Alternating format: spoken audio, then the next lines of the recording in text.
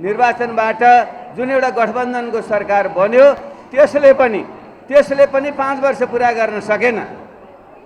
बरु उल्टै हिजो संघीय लोकतान्त्रिक गणतन्त्र निम्ति लागेका हाम्रा कतिपय साथीहरूको मतिभ्रष्ट भएर भनौँ, विभिन्न शक्तिहरूको चलखेलको कारणले भनौँ, फेरि त्यो संघीय लोकतान्त्रिक गणतन्त्रलाई धराशायी पार्ने खालका कामहरू भए। त्यसैलाई यो प्रतिगमन विरोधी सङ्घर्ष भनेर फेरि हामी 46 साल 62-63 सालमा सँगै भएका शक्तिहरू फेरि एकचोटि यो प्रतिगमनलाई रोक्नको निम्ति हामी एक ठाउँमा आयौँ। 50औं वर्षदेखि निर्णय गर्ने दिशा कता जान्छ नेपालको राजनीतिको भन्ने निर्णय काठमाडौँले गर्ने गरेको छ। त्यसै भएको हुनाले पनि तपाईहरुले विशेष ध्यान दिनु जरुरी छ। हो, विगतमा हामीबाट केही कमी कमजोरी भए। लोकतन्त्र भनेको सिक्दै अगाडि बढ्दै जाने प्रक्रिया पनि हो। एकैचोटि भगवानले बनाए जस्तो त विशुद्ध लोकतन्त्र भनेर आउँदैन। हामी जनताले आफ्नो शासन आफै चलाउन सिक्दै जाने हो। त्यस क्रममा हामीबाट पनि केही मानवीय कमजोरी भएकै हो, तर त्यसको बहानामा यसलाई उल्ट्याउने हरकत सही हुन सक्दैन। यो लोकतान्त्रिक र वामपन्थी शक्तिहरूको बीचको एकताको एउटा वैचारिक आधार छ, अन्तर्राष्ट्रिय आयाम छ, भूराजनीतिक आयाम छ, देशभित्रको इतिहासका कડીसँग जोडिएको आयाम छ। त्यसैले यसलाई चाहिँ सामान्य अर्थमा नलिकन तपाईले यो गठबन्धनको महत्त्वलाई ठिक ढङ्गले बुझेर अगाडि बढाउनमा हार्दै आग्रह गर्न चाहन्छु। नियम के हुन्छ भने एक पटकको क्रान्तिकारी, एक पटकको आन्दोलनकारी शक्ति सधैँ त्यही रहिराख्दैन। सत्तामा गएपछि सत्ताको जुन एउटा लिप्सा हुन्छ, लालसा हुन्छ, त्यसले मानिसहरूलाई अलिकति भ्रष्टीकृत गर्ने, अधिक पथ विचलित गराउने काम पनि गर्छ। त्यसले गर्दा हामीमा पनि केही कमी कमजोरी आएकै छन्। यो कुरालाई हामीले जनतासँग नलुकाइकन, हाम्रो नियत त खराब होइन, तर देशको परिस्थिति र हामी आफैमा आएको चाहिँ अलिकति त्रुटि कमी कमजोरीका कारणले हामीबाट पनि विगतमा गल्ती भएकै छन्। तर अब हामी लोकतन्त्रमा जनताबाट अनुमोदन हुने कुरा, जनताको निगरानीमा बस्ने कुरा ठुलो हुन्छ।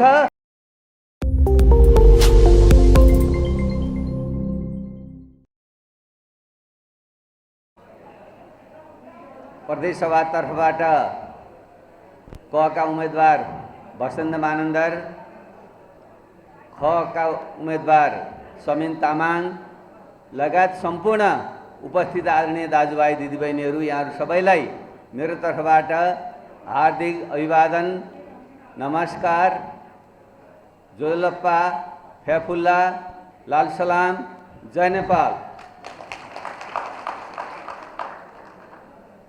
सबभन्दा पहिले आसन्न हाम्रा सांस्कृतिक चाडपर्वहरू दीपावली, नुद,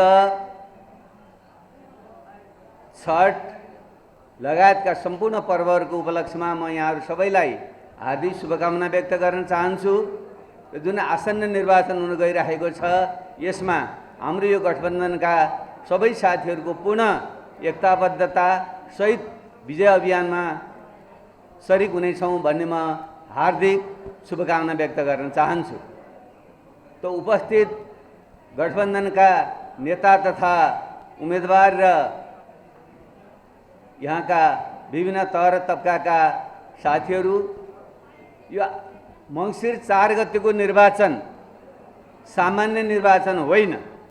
त्यसो त लोकतन्त्रमा आवधिक निर्वाचनहरू भइराख्छन्, तर हामीले लामो सङ्घर्ष गरेर जुन संघीय लोकतान्त्रिक गणतन्त्र ल्यायौँ, त्यसमा रहेका अपूर्णतालाई पूर्णता दिँदै देशलाई सुशासन र समृद्धिको दिशामा लिएर जाने हाम्रो जुन सङ्कल्प हो, दुर्भाग्यवश नेपाली इतिहासमा पटक पटक हामीले लडेर ल्याएका लोकतन्त्र कतिपय हाम्रै आन्तरिक कारणले, कतिपय बाह्य कारणले गर्दा ती खोसिने, फेरि प्रतिगमनतिर जाने हाम्रो भएको छ। 7 सालदेखि 15 सालसम्म लडेर ल्याएको लोकतन्त्र 17 सालमा खोसिएको हाम्रो पुराना पुस्तालाई याद छ, नयाँ साथीहरूलाई थाहा नहुन सक्छ। 30 वर्षसम्मको त्यो निरङ्कुश पञ्चायती व्यवस्थाका विरुद्ध लडेर 46 सालमा फेरि हामीले यसरी नै विभिन्न पार्टीहरू, खास गरी लोकतान्त्रिक र वामपन्थी पार्टीहरूको संयुक्त गठबन्धन बनाएर हामीले लोकतन्त्रलाई राजा सहितको लोकतन्त्र हामीले स्थापना गऱ्यौँ। त्यसमा हाम्रा अलिकति मतभिन्नताहरू थिए। खास गरी तत्कालीन हामी माओवादीहरू चाहिँ राजतन्त्र रहन्जेल नेपालमा लोकतन्त्र पूर्णता हुँदैन है। जहिलेसम्म नेपालको सार्वभौम सत्ता र राजकीय सत्ताको एकाधिकार राजतन्त्रमा रहन्छ, लोकतन्त्र सुनिश्चित हुँदैन, 17 साल दोहोरिन सक्छ। त्यसैले हामीले लोकतान्त्रिक गणतन्त्रमै जानुपर्छ भन्ने मान्यताका साथ हामीले फेरि एउटा अर्को अभियान सुरु गऱ्यौँ। भलै त्यो आन्दोलन राजतन्त्र विरुद्ध थियो, तर त्यति बेला संसदमा रहेका दलहरू र हामी त्यति बेलाका माओवादी क्रान्तिकारीको बिचमा एउटा समझदारी सुरुमा बन्न सकेन। केही अप्रिय घटनाहरू पनि भए, तर आन्दोलन बढ्दै गइसकेपछि दरबार हत्याकाण्डपछि सबैको हाम्रो एउटा चेत खुल्यो, हो राजतन्त्रको अन्त्य नै अब हाम्रो साझा मुद्दा हुनुपर्छ भनेर फेरि हामी राजनीतिक दलहरू, वामपन्थी र लोकतान्त्रिक शक्तिहरू मिलेर 62-63 को जुन आन्दोलन गऱ्यौँ, त्यसबाट मात्रै बल्ल हामीले देशमा सङ्घीय लोकतान्त्रिक गणतन्त्रलाई पूर्णता दियौँ। 72 सालमा संविधान सभाबाट सङ्घीय लोकतान्त्रिक गणतन्त्रको संविधान जारी गरेर 7 सालदेखि बिपी कोइराला, पुष्पलाल लगायत गणेशमान लगायतले जुन अभियान सुरु गर्नुभएको थियो, त्यसलाई हामीले यी चढाउँदै क्रान्तिपछि, परिवर्तनपछि फेरि प्रतिगमनका विरुद्ध फेरि क्रान्ति गर्दै गर्दै गएर 72 सालमा हामीले चुनेको संविधान सभाबाट, तपाईँले चुनेको संविधान सभाबाट सङ्घीय लोकतान्त्रिक गणतन्त्रको संविधान जारी भएपछि बल्ल हामीले नेपालमा लोकतन्त्रको एउटा चरण मूलत अब पुरा भयो। अब नयाँ ढङ्गले यो सङ्घीय लोकतान्त्रिक गणतन्त्रको रक्षा गर्दै हाम्रो देशको जुन मुख्य समस्या गरिबी र बेरोजगारी हो, संसारका अहिले पनि दुनियाँ कहाँ पुगिसक्यो, तर हाम्रो नेपालीहरूको औसत जीवनस्तर, औसत हाम्रो आय संसारको आयभन्दा 10 गुणा पछाडि छ। त्यसैले यो देशलाई छोटो अवधिमा कसरी विकासको समृद्धिमा लिएर जाने भन्ने एउटा हाम्रो नयाँ अभियान सुरु भयो। हो त्यसपछि जब हाम्रा फेरि निर्वाचनका प्रक्रियाहरू अगाडि बढे, म धेरै विस्तारमा जान चाहन्न, खालि मैले स्मरण श्रृङ्खला मात्रै कहाँ जोड्न चाहन्छु भने पहिलो संविधान सभाबाट संविधान निर्माण भएपछि पहिलो निर्वाचनबाट जुन एउटा गठबन्धनको सरकार बन्यो, त्यसले पनि 5 वर्ष पुरा गर्न सकेन। बरु उल्टै हिजो सङ्घीय लोकतान्त्रिक गणतन्त्र निम्ति लागेका हाम्रा कतिपय साथीहरूको मतिभ्रष्ट भएर भनौँ, विभिन्न शक्तिहरूको चलखेलको कारणले भनौँ, फेरि त्यो सङ्घीय लोकतान्त्रिक गणतन्त्रलाई धराशायी पार्ने खालका कामहरू भए। त्यसैलाई यो प्रतिगमन विरोधी सङ्घर्ष भनेर फेरि हामी 46 साल 62-63 सालमा सँगै भएका शक्तिहरू फेरि एकचोटि यो प्रतिगमनलाई रोक्नको निम्ति हामी एक ठाउँमा आयौँ र त्यही क्रममा यो वाम र यो लोकतान्त्रिक गठबन्धन हामीले निर्माण गरेको। त्यसैले मैले कहाँ जोड्न चाहिरहेको छु भने 46 सालको पहिलो चरणको लोकतन्त्र ल्याउँदा, 62-63 आन्दोलनपछि सङ्घीय लोकतान्त्रिक गणतन्त्र ल्याउँदा र यसलाई भत्काउने जुन प्रतिगमनकारी हरकत केही तत्त्वहरूले गरेका थिए, त्यसका विरुद्ध लड्दा हामी लोकतान्त्रिक र वामपन्थी शक्तिहरू एक ठाउँ उभिएका छौँ। त्यसरी मात्रै नेपालमा लोकतन्त्रको रक्षा भएको छ। त्यसले अहिलेको निर्वाचनमा पनि हामीले यो गठबन्धन बनाउनुको अर्थ के हो भने 7 सालदेखि हामीले लडेर ल्याएको यो लोकतन्त्रलाई अब हामी कुनै पनि हालतमा, कुनै पनि बहानामा प्रतिगमनतिर फेरि लान दिँदैनौँ। यसको हामी रक्षा गर्छौँ। त्यसले पहिलो मुद्दा, यो चुनावको पहिलो मुद्दा भनेको यो सङ्घीय लोकतान्त्रिक गणतन्त्रको रक्षा गर्ने, यसका जुन उपलब्धिहरू छन् त्यसको रक्षा गर्दै अगाडि बढ्ने हाम्रो पहिलो प्रतिबद्धता त्यो हो। त्यस अर्थमा यो निर्वाचनले प्रतिगमनकारी शक्तिहरू विभिन्न बहानामा जुन जुर्मिरहेका छन्, हिजो पराजित भएका सामन्ती शक्तिहरू विभिन्न ढङ्गले चलखेलहरू गरेर यो व्यवस्था उल्ट्याउन लागेका प्रतिगमनकारी शक्तिहरू, तिनलाई हामीले निश्चित गर्ने, पराजित गर्छौँ कि फेरि पनि हामी आपसमा लडेर तिनै शक्तिलाई अगाडि बढाउँछौँ, यो एउटा अहिलेको चुनौती हो। त्यसैले यो निर्वाचनमा यो जुन हाम्रो प्रतिगमन विरोधी अग्रगमनकारी शक्तिहरूको वाम लोकतान्त्रिक जुन एउटा गठबन्धन मोर्चा छ, यसले जित्नै पर्छ। यसले हार्नु भनेको तपाईँ हामीले 7 सालदेखि यता लडेर ल्याएको लोकतन्त्र धरापमा पर्नु हो। यसको निम्ति पनि हामीले जित्नुपर्छ र नेपालको राजधानी काठमाडौँ, नेपालको राजनीतिको 50औं वर्षदेखि निर्णय गर्ने दिशा कता जान्छ नेपालको राजनीतिको भन्ने निर्णय काठमाडौँले गर्ने गरेको छ। त्यसै भएको हुनाले पनि तपाईँहरूले विशेष ध्यान दिनु जरुरी छ। हो विगतमा हामीबाट केही कमी कमजोरी भए लोकतन्त्र भनेको सिक्दै अगाडि बढ्दै जाने प्रक्रिया पनि हो। एकैचोटि भगवान्ले बनाए जस्तो त विशुद्ध लोकतन्त्र भनेर आउँदैन। तपाईँ हामी जनताले आफ्नो शासन आफै चलाउन सिक्दै जाने हो। त्यस क्रममा हामीबाट पनि केही मानवीय कमजोरी भएकै हो, तर त्यसको बहानामा यसलाई उल्ट्याउने हरकत सही हुन सक्दैन। त्यसैले गर्दा काठमाडौँ उपत्यकामा खास गरी यो नयाँ जुन युवा पुस्ता आएको छ, युवाहरू आएका छन्, उनीहरू अलिकति निराश भएका छन्। यिनीहरू यत्रो सङ्घर्ष गरेर लडेर ल्याउने शक्तिहरू नै यिनीहरूले नै देशमा सुशासन दिन सकेनन्, विकास र समृद्धि ल्याउन सकेनन् भन्ने जुन प्रकारको एउटा निराशा बढ्दै गएको छ, त्यसलाई हामीले सम्बोधन गर्नै पर्छ।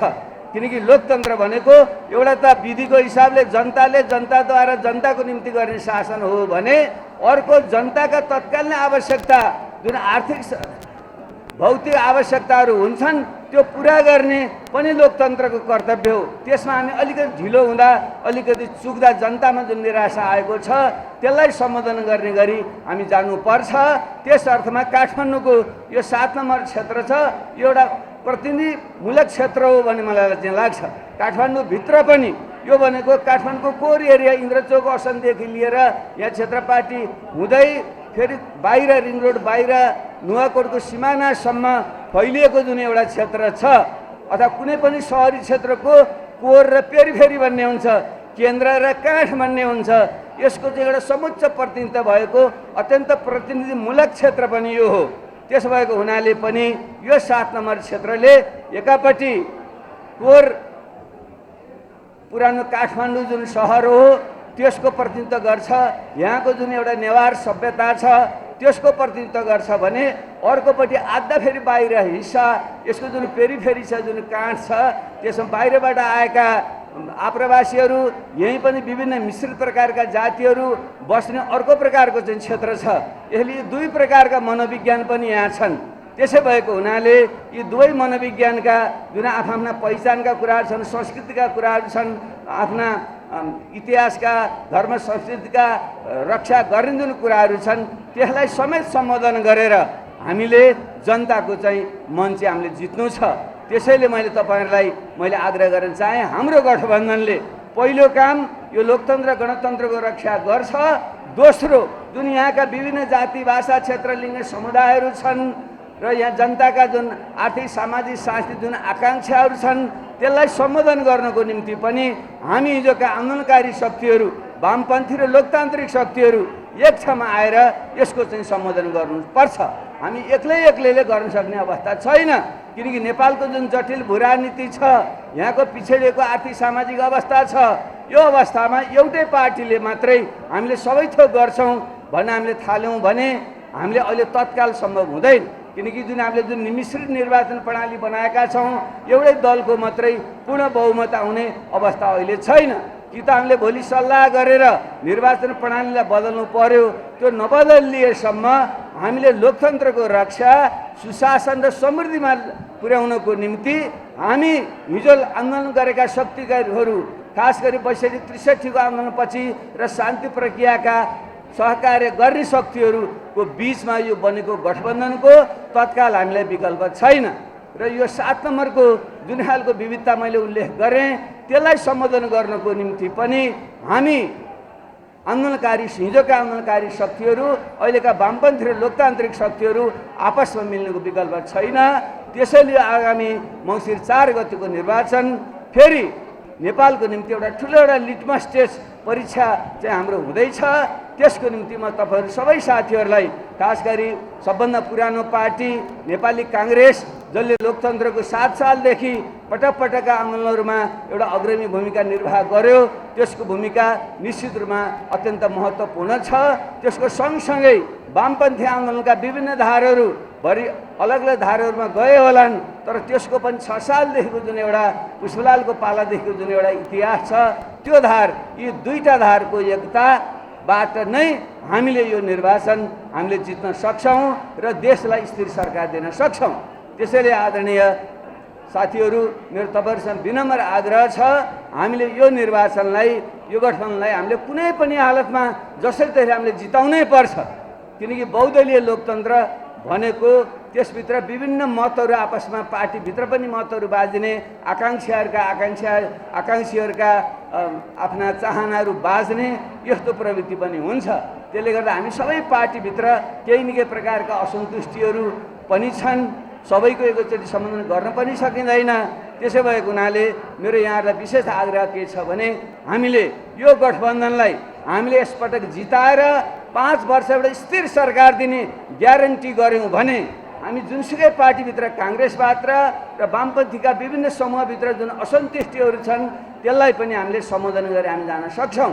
तर हामीले यो निर्वाचनमा राम्रो प्रदर्शन गर्न सकेनौँ आफ्नो स्वार्थका टक्करका कारणले भने, र त्यसपछि पनि विगतको जुन कटु अनुभव भयो, आफूलाई 2/3 नजिकको बहुमत प्राप्त गर्दा पनि 5 वर्ष सरकार बनाउन नसक्ने जुन स्थिति देखा पर्यो, हामीले पनि त्यही गति दोहोऱ्यायौँ भने जनताले हामीलाई क्षमा गर्ने छैन। त्यसै भएको हुनाले यो निर्वाचन पहिलो हामीले निर्वाचन जित्नुपर्छ। दोस्रो हामीले हाम्रा एजेन्डाहरूमा चाहिँ ठिक ढङ्गले चाहिँ आत्मसातीकरण गरेर 5 वर्षसम्म स्थिर सरकार दिएर देशको अवस्था परिवर्तन गर्ने, सुशासन र समृद्धि ल्याउने त्यो एजेन्डालाई पनि हामीले पुरा गर्नुपर्छ। मलाई पुरा विश्वास छ हामीले त्यो गर्न सक्छौँ। हाम्रो शीर्ष तहमा अहिले पटक चाहिँ हामीले छलफलहरू हामीले गरेका छौँ। खास गरी यो प्रतिगामी शक्तिहरूले जुन ढङ्गले टाउको उठाउँदैछन् त्यसको विरुद्धमा हामी गम्भीर बनेका छौँ। खास गरी वामपन्थी आन्दोलनबाट आएका साथीहरूसँग मेरो चाहिँ आग्रह छ। वामपन्थी आन्दोलनमा सुरुदेखि नै 2टा धारहरू थिए। नेपाली काङ्ग्रेसभित्र पनि बहस छलफल नहुने गरे होइन, तैपनि मूल रूपमा बिपी कोइराला, गणेशमान जीहरूले लिएको जुन एउटा बाटो थियो, नेपाली काङ्ग्रेस मूलतः त्यसैमा रह्यो, मान्छे यताउति आउने जाने गरे पनि। तर कम्युनिस्ट आन्दोलनभित्र, वामपन्थी आन्दोलनभित्र एउटा पुष्पलालले नेतृत्व गरेको लोकतन्त्रलाई प्रधानता दिने, लोकतन्त्रवादी शक्तिहरूसँग मिलेर जाने र देशलाई सुमन्त्रित लिएर जाने, समाजवादको दिशामा लिएर जाने एउटा बाटो थियो भने अर्को केशरजंग रायमाझीले नेतृत्व गरेको एउटा लोकतान्त्रिक शक्तिभन्दा पनि सामन्तवादी शक्तिलाई नजिक ठान्ने त्यस्तो प्रकारको जुन एउटा चिन्तन थियो, त्यो 2टा धारले गर्दा पार्टीहरू विभाजित भएका थिए। मैले अहिले कहाँ तपाईँले जोड्न ध्यान आकर्षण गर्न खोजेको हो भने अहिले जुन प्रतिगमनको नेतृत्व गरिरहेको जुन शक्ति छ त्यसले नेपालको वामपन्थी आन्दोलनको मूलधार जो मूलतः पुष्पलालले नेतृत्व गरेको जुन धार हो त्योभन्दा विपरीत सामन्तवादलाई नजिक ठान्ने केशरजंग रायमाझी धार बोकेका जुन शक्तिहरू हुन् तिनले फेरि पुराना सामन्तवादी शक्तिहरूसँग मिलेर फेरि नयाँ ढङ्गले प्रतिगमनको जुन तानामाना बुन्दैछन् त्यो अत्यन्त घातक छ। त्यसैले खास गरी वामपन्थी साथीहरूलाई मेरो आग्रह छ हामीले त्यो खतराबाट हामी बस्नुपर्छ। लोकतान्त्रिक शक्तिहरू र पुष्पलालले चाहिँ अगाडि बढाएको धार र पछि माओवादी जनयुद्धमा प्रचण्ड र बाबुराम भट्टराई लगायतले चाहिँ अगाडि बढाएको जुन एउटा धार छ त्यो नै नेपालको निम्ति सबभन्दा उपयुक्त धार हो र हाम्रो यो गठबन्धनले वैचारिक रूपमा त्यो धारको चाहिँ प्रतिनिधित्व चाहिँ गर्छ। त्यसैले हामीले यसलाई समेत ध्यानमा राखेर यो लोकतान्त्रिक र वामपन्थी शक्तिहरूको बिचको एकताको एउटा वैचारिक आधार छ, अन्तर्राष्ट्रिय आयाम छ, भूराजनीतिक आयाम छ, देशभित्रको इतिहासका कडीसँग जोडिएको आयाम छ। त्यसैले यसलाई चाहिँ सामान्य अर्थमा नलिकन तपाईँले यो गठबन्धनको महत्त्वलाई ठिक ढङ्गले बुझेर अगाडि बढाउनमा हार्दै आग्रह गर्न चाहन्छु र खास गरी नेपाली काङ्ग्रेस र वामपन्थी कम्युनिस्ट आन्दोलनबाट आउनुभएका साथीहरूको बिचमा खास गरी माओवादी पृष्ठभूमि भएका साथीहरूको बिचमा जनयुद्धको क्रममा जुन के तितामिठा अनुभवहरू भए अब हामीले त्यसलाई बिर्सेर जानुपर्छ। शान्ति प्रक्रिया पछि अब हामीले त्यो हिजोको जनयुद्धकालीन केही कमी कमजोरीहरू भएका छन् त्योभन्दा माथि उठेर अब भविष्यमुखी बनेर हामीले सोच्नुपर्छ। त्यसो हुन सक्यो भने हाम्रो एकता मजबुत हुन्छ। यो गठबन्धनको मजबुत एकताले हामीलाई मङ्सिर 7 गते विजय बनाउँछ र त्यसपछिको जुन 5 वर्ष हुन्छ त्यति बेला पनि स्थिर सरकार बनाएर नेपालको राष्ट्रिय स्वाधीनताको रक्षा गर्दै देशलाई समृद्धिको दिशामा लिएर जान्छ। त्यसले यो महत्त्वपूर्ण कुरालाई विशेष ध्यान दिएर यो अभियानको क्रममा साथीहरू एकताबद्ध भएर जानु नै छ, म यो आग्रह गर्न चाहन्छु। र अर्को सानो एकाध कुरा गराएर म आफ्नो कुरा टुङ्ग्याउन के चाहन्छु भने हामीले हिजोका क्रान्तिकारी शक्तिहरूले ठुलो त्याग र बलिदानको नेतृत्व गरेकै हो। तर इतिहासको नियम के हुन्छ भने एक पटकको क्रान्तिकारी एक पटकको आन्दोलनकारी शक्ति सधैँ त्यही रहिराख्दैन। सत्तामा गएपछि सत्ताको जुन एउटा लिप्सा हुन्छ लालसा हुन्छ त्यसले मानिसहरूलाई अलिकति भ्रष्टीकृत गर्ने अधि पथ विचलित गराउने काम पनि गर्छ। त्यसले गर्दा हामीमा पनि केही कमी कमजोरी आएकै छन्।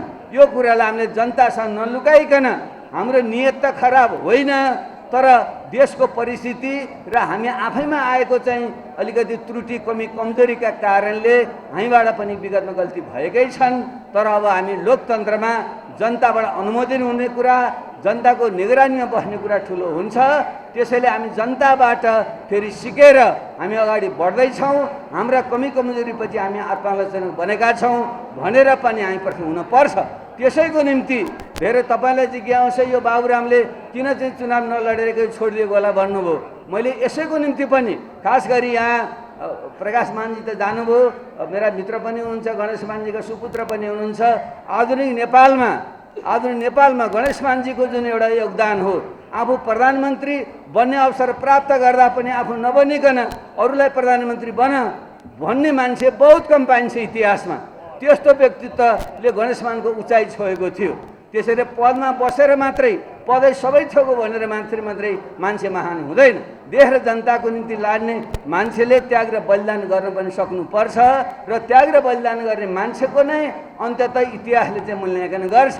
त्यसै भएको हुनाले हामी पनि हाम्रो पुस्ताले लोकतन्त्रको निम्ति लडेर सङ्घीय लोकतान्त्रिक गणतन्त्रसम्म पुर्यायो।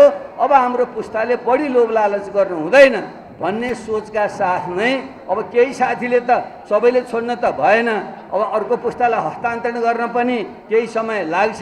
तर हामी सबै 4-5-6 जना हामी पूर्व प्रधानमन्त्री भइसकेका मान्छेहरू अब हामीले फेरि त्यहाँ लड्को लाएर हामी संसदमा गइराख्न जरुरी त हुँदैन। अब हामीले नयाँ पुस्तालाई बिस्तारै अगाडि ल्याउनु पर्छ र केही मानिसहरूले मात्रै यो अन्तरिम कालमा 5 वर्ष चाहिँ राम्रो तयारी गरेर स्थिर सरकार दिएर एउटा विकास र समृद्धिको एउटा बाटो तयार गरेर नयाँ पुस्तालाई हस्तान्तरण गर्नुपर्छ। हो, यही सोचका साथ नै मैले निर्वाचन नलड्ने मैले चाहिँ निश्चय गरेको हुँ र यसमा हाम्रा नेता साथीहरूसँग अहिले खास गरी काङ्ग्रेसका नेता हाम्रा शेरबहादुर देउबाजी, रामचन्द्र पौडेलजी र यता माओवादी नेता प्रचण्ड, समाजवादी एग्री समाजवादीका नेता माधव नेपालजी लगायतसँग कुराकानी गरेर नै उहाँकै सहमतिमा उहाँहरूले जानकारी गराएर नै मैले यो निर्णय चाहिँ गरेको हुँ। त्यसैले मेरो तपाईँलाई मैले अन्तमा भन्न खोजेको कुरा के हो भने हामीले यो गठबन्धन जुन निर्माण गरेका छौँ, यसमार्फत जुन निर्वाचन जाने तयारी गरेका छौँ, यसको पछाडि सुविचारित हाम्रो चाहिँ योजना चाहिँ छ। त्यसैले पनि तपाईहरू उम्मेदवार साथीहरू र हाम्रा विभिन्न पार्टीका साथीहरूले फेरि एकचोटि 6-7 सालदेखिको हाम्रो लोकतान्त्रिक आन्दोलनको जुन एउटा गौरवपूर्ण चाहिँ इतिहास छ त्यसलाई सम्झेर तपाईँ हाम्रो पुरानो पुस्ताले नयाँ जुन युवा पुस्ता छ तपाईँहरूलाई हामीले ह्यान्डओभर गर्दैछौँ र तपाईँहरूले जनताको बिचमा गएर यी कुरालाई अगाडि सारेर देशको चाहिँ एउटा नेतृत्व गर्ने सामर्थ्य फेरि पनि हामी पार्टीहरूमा हाम्रा नेताहरूमा छ। हामी रूपान्तरित भएर नयाँ ढङ्गले जाँदैछौँ, यो सन्देश दिनै पर्छ। खास गरी काठमाडौँको नयाँ युवा पुस्ता जो अलिकति आशंकित छ, विचलित छ, उहाँहरूलाई पनि हामीले विश्वास दिलाउनु पर्छ। दलको विकल्प दल नै हुन्छ लोकतन्त्रमा। त्यसैले यो दलहरू सचिन सकेनन् भने यिनलाई सच्याउने हो, योभन्दा राम्रो दल बनाउने हो। त्यसैले पनि हामी त्यसमा प्रयत्नशील छौँ। यो सन्देश पनि तपाईँहरूले दिनुपर्छ र म अन्त्यमा तपाईँ सबैसँग आग्रह गर्न चाहन्छु, हाम्रो जित सुनिश्चित छ किनकि हामीले सही विचार लिएका छौँ। देशको स्वाधीनताको प्रश्न, देशमा सुशासन ल्याउने प्रश्न, देशमा समृद्धि ल्याउने प्रश्नमा हाम्रो चाहिँ एकरूपता छ। हामीसँग भएका केही कमी कमजोरीबाट हामीले पाठ सिकेका छौँ। त्यसैले यो निर्वाचनमा गणतन्त्र यो हाम्रो जुन वाम लोकतान्त्रिक गठबन्धन छ यी उम्मेदवारलाई हामीले जिताउनै पर्छ र त्यसपछिको 5 वर्षीय जुन कार्यकाल छ त्यसमा चाहिँ हामीले स्थिर सरकार दिनेछौँ। यो हाम्रो चाहिँ प्रतिबद्धता हो। यही कुरा तपाईँले जनताका घर दैलोसम्म पुर्याउनु हुनेछ। यही तपाईँहरूसँग आग्रह गर्दै जो हाम्रा उम्मेदवारहरू हुनुहुन्छ, प्रतिनिधि सभाको निम्ति मानसी उमे भट्टराई जो एउटा युवा स्थापित एउटा व्यक्तिको रूपमा अगाडि आइरहेको तपाईँले सबैले देख्नु भएको छ। त्यसरी नै वसन्त मानन्दर जो आफ्नो पहिलो प्रदेशको कार्यकालमा पनि एउटा राम्रो एउटा छवि बनाएर उहाँ अगाडि आउनुभएको छ र अहिले युवा हाम्रा नेता सबिन तामाङ पनि एउटा विद्यार्थी आन्दोलन भएको जुन जुझारु नेता हुनुहुन्छ, यो टिम साँच्चै नै लोभलाग्दो प्रकारको चाहिँ नमुना टिम पनि हामीले प्रस्तुत गरेका छौँ। त्यसैले यी उम्मेदवारहरूलाई जिताएर तपाईँहरूले गठबन्धनलाई जिताउनु हुनेछ र निर्वाचन चिन्ह फरक फरक भएको हुनाले यो बुझाउनु चाहिँ तपाईँले विषय ध्यान दिनु होला। किनकि प्रतिनिधि सभामा हँसिया हतौडा गोलाकार भित्रको हँसिया हतौडा चिन्हमा र एक प्रदेशमा कलम चिन्हमा र 2 प्रदेशमा रुख चिन्हमा जुन हामीले भोट हाल्नु पर्ने छ, यो विषयमा चाहिँ जनतालाई राम्रोसँग बुझाउने ढङ्गले तपाईँहरू जानुहुनेछ। यही आग्रहका साथ आसन्न सबै चाडपर्वहरूमा तपाईँहरूलाई सुख शान्ति र समृद्धि हासिल होस्, यही शुभकामना व्यक्त गर्दै म तपाईँहरू बिदा हुन्छु। धन्यवाद, नमस्कार।